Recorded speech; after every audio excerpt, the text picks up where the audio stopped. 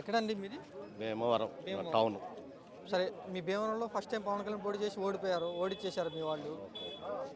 ఇప్పుడు పవన్ కళ్యాణ్ గారు, అదే పవన్ కళ్యాణ్ గారు డిప్యూటీ సీఎంగా ఉన్నారు. ఎట్లా ఉంది ఆయన పనితీరు అంటే ఏమంటారు?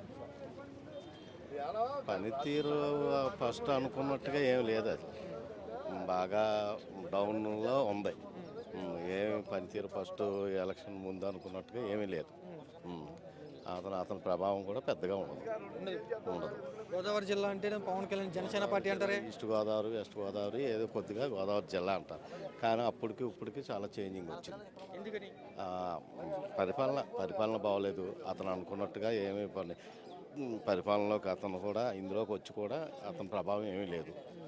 అతను ఫస్ట్ చెప్పిన ఏ విధంగా కూడా నడవటాలేదు. గవర్నమెంట్ మోడీ గారి సహకారం ఉంది, కింద చంద్రబాబు గారితో బాగా పనిచేస్తున్నామని చెప్తున్నారు పవన్ కళ్యాణ్. ఊరికి చెప్పడం వరకు చెబుతారు అంతే.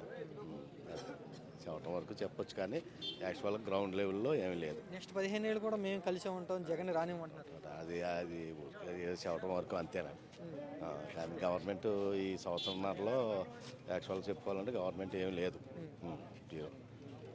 అప్పుడు జగన్మోహన్ రెడ్డి ప్రభుత్వానికి ఇప్పటికి కూడా చాలా తేడా పర్టికులర్గా. జగన్ గురించి ఏమంటున్నారు?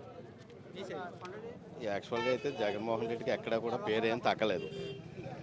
పేరంతా కూడా బాగానే ఉంది. మరి ఎలక్షన్స్లో అది ఎలా జరిగింది ఏంటి అన్నది మాకే తెలియట్లేదు. అది యాక్చువల్గా బాగుంది.